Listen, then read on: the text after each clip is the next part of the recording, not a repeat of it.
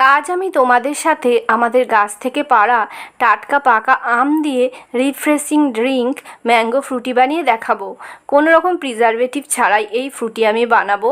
নমস্কার বন্ধুরা, আমি সুচেতা। তাহলে চলো এবার ভিডিওটা শুরু করা যাক।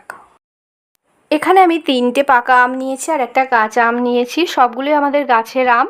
আর এই পাকা আমগুলো না যখন হালকা হলুদ হলুদ কালার আসে সেই অবস্থায় আমরা গাছ থেকে পাড়ার পর 1-2 দিন রাখলেই পুরোপুরি কালার চলে আসে এবং একটু বেশি পেকে যায়। এবার আমি আমগুলোকে কেটে নেব। 3টে আমি এখানে ইউজ করব, তবে আমের আটিগুলো কিন্তু আমি এখানে নেব না। আমের চাকলাগুলো থেকে যেটুকু পাল বেরোবে সেইগুলোই আমি নিয়ে নেব। এই আমের মধ্যে একটু আঁশ বা চঁচ যেটাকে বলি সেটা রয়েছে। আটির অংশটা ওই আঁশটা একটু বেশি থাকে, তাই আমি আটির অংশটা নিলাম না। আর এইভাবে কোনো রকম প্রিজারভেটিভ ছাড়াই ফ্রুটি বানিয়ে তোমরা কিন্তু ফ্রিজে 2 দিন পর্যন্ত স্টোর করে রাখতে পারো। আর এইভাবে ফ্রুটি বানালে বাচ্চারা তো খুবই খুশি হবে, আর তার সাথে বাচ্চাদের স্বাস্থ্যের পক্ষেও কিন্তু এই ফ্রুটিটা খুবই উপকারী।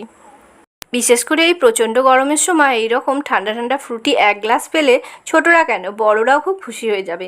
যখন থেকে আমার ছেলে শুনেছে না যে আজকে ফ্রুটি বানানো হবে, তখন থেকে তার খুব উৎসাহ যে মা কখন ফ্রুটিটা বানানো হবে, কখন আমি একটু টেস্ট করে দেখব যে কেমন খেতে হয়েছে। কথা বলতে বলতে আমার পাকা আমের পালগুলো বের করে নেওয়া হয়ে গেছে। এবার কাঁচা আমের গা থেকে আমি খোসাটা ছাড়িয়ে নেব। খোসা ছাড়িয়ে নেওয়ার পর আমটাকে আমি ছোট ছোট টুকরো করে নেব। 3টে বড় পাকা আম নিয়েছি, তার সাথে একটা ছোট সাইজের কাঁচা আম নিয়েছি। কাঁচা আম খুব বেশি নেওয়ার দরকার হয় না, অল্প একটু নিলেই হবে। একটু হালকা টক মিষ্টি হবে ফ্রুটিটা, তবেই খেতে ভালো লাগবে। দেখেছো তো কাঁচা আমটারও না আটি হয়ে গেছে, তাই এইভাবে গা থেকে কেটে কেটে আমাকে নিতে হচ্ছে। এবার এই টুকরোগুলোকে আমি ছোট ছোট পিস করে নেব, তাতে কি হবে আমটা পেস্ট করতে সুবিধা হবে। এর আগেও আমি বেশ কিছু রিফ্রেশিং ড্রিঙ্কের ভিডিও তোমাদের সাথে শেয়ার করেছি, সেগুলো যদি দেখতে চাও আই বাটনে ক্লিক করে দেখে নিতে পারো। আর ওই যে পাকা আমগুলো ছিল না, ওগুলো আমাদের গাছের আম। প্রতি বছরই না প্রচুর আম হয়, তো এইবারে গাছের ডাল কেটে দেওয়া হয়েছিল, যার জন্য আমের ফলনটা একটু কম হয়েছে। তো যেটুকু হয়েছে সেটুকুই আমাদের ঘরে খাওয়ার জন্য যথেষ্ট। এবার দেখো কাঁচা আমগুলোকে পাকা আমের পাল্পের মধ্যে নিয়ে নিলাম, আর এখানে আমি 1 বাটি মিছরি গুঁড়ো করে নিয়েছি। তোমরা পারলে চিনিরও ব্যবহার করতে পারো, তবে আমি এখানে মিছরি দিলাম। এবার 2 রকমের আমকে আমি মিক্সার জারের মধ্যে নিয়ে নিচ্ছি। এখানে কোনো রকমের জল ছাড়াই এটাকে একবারে মিহি করে পেস্ট করে নিতে হবে। বেশ একটু সময় ধরে এটাকে মিহি করে পেস্ট করে নেবে। এবার এই পাল্পটাকে আমি ছেঁকে নিচ্ছি, যেহেতু আমি আগেই বলেছি আমটার মধ্যে একটু আঁশ রয়েছে। আর যদি গোটা গোটা হয়ে থাকে, ওই যে কাঁচা আমটা দিয়েছিলাম সেটা গোটা হয়ে থাকার সম্ভাবনা রয়েছে, সেই জন্য আমি এটাকে একটু স্টেনারে দিয়ে ছেঁকে নিচ্ছি।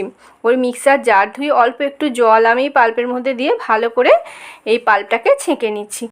পাল্পটা প্রায় ছেঁকে নেওয়া হয়ে গেছে। আর যে ওই অবশিষ্ট অংশটা দেখতে পাচ্ছ না, ওটা ওই যে আমের আঁশ রয়েছে বলছিলাম না, কিছুটা পরিমাণে আঁশ এখানে রয়েছে, সেইটাই এই ছাঁকনির মধ্যে আটকে পড়েছে। এবার ছাঁকনিটাকে আমি একটু ঝাঁকিয়ে নিচ্ছি, ছাঁকনির পিছন দিকে যে পাল্পগুলো লেগে রয়েছে সেগুলো যাতে নেমে যায়। আচ্ছা, এবার এই আমের পাল্পের মধ্যে আমি মিষ্টির গুঁড়োটা দিয়ে মিশিয়ে নিচ্ছি। সব মিষ্টির গুঁড়োটা দিলাম না, যেহেতু আমটা বেশ মিষ্টি ছিল, তো কিছুটা পরিমাণে মিষ্টির গুঁড়ো এখানে রেখে দিয়েছি। তোমরা যে আমটা নেবে সেই আমটা কতটা মিষ্টি তার উপর নির্ভর করে মিষ্টি বা চিনিটা এখানে অ্যাড করবে। এবার আমি একটা ফ্রাইং প্যানে আমের পাল্পটা নিয়ে নিলাম, নিয়ে লো ফ্লেমে 3-4 মিনিট ধরে এটাকে সমানে নাড়তে নাড়তে একটু জাল করে নেব। দেখবে জাল করতে করতেই না কালারটা একটু চেঞ্জ হয়ে যাবে, তখনই এটাকে নামিয়ে নিতে হবে।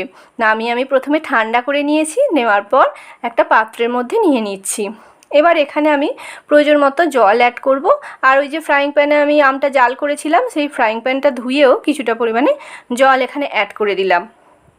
এবার তোমরা তোমাদের কতটা পাতলা বা ঘন রাখবে সেই অনুযায়ী এখানে জলটা অ্যাড করবে। তবে খুব বেশি পাতলা হলে কিন্তু সেটা আর ফ্রুটি থাকবে না, সেটা পাকা আমের শরবত হয়ে যাবে। আর আমি না ওই 3টে আমের পাল্পের সাথে মোটামুটি 750 মতো জল এখানে অ্যাড করেছি। দেখো আমার হেল্পার এসে গেছে, আমি আগেই বলেছি না অনেকক্ষণ থেকে গুড়গুড় করছে কখন ফ্রুটি তৈরি হবে আর কখনও একটু টেস্ট করে দেখবে। তো বলছে কি না আমাকে একটু হেল্প করবে, আমায় বলছে তুমি সরো আমি এর মধ্যে ভরে নিচ্ছি। কিন্তু ও তো ছোটো, তাহলে সব ফ্রুটিটা বাইরে পড়ে যাবে, তাই আমাকে ওর সাথে সাথে হাত লাগাতে হলো। দেখো আমার ঘরে একটা বড় সাইজের ফ্রুটির বোতল ছিল, সেটার মধ্যে এই ফ্রুটিটা ভরে আমি ফ্রিজের মধ্যে রেখে ঠান্ডা হতে দেব। তোমরা অবশ্যই বাড়িতে বানাও, বানিয়ে নিজেরা খাও এবং ছোট বাচ্চাদের তো অবশ্যই বানিয়ে দেবে। বোতলে ভরে নেওয়ার পর আমি দুটো সার্ভিং গ্লাসে একটু করে ফ্রুটি ঢেলে নিচ্ছি। একটু টেস্ট করে তো দেখতে হবে। একটা আইস কিউব দিলাম আর একটা আইস কিউব ছাড়া, সেটা আমার ছেলের জন্য। তাহলে আজ এই পর্যন্তই রইল। নমস্কার।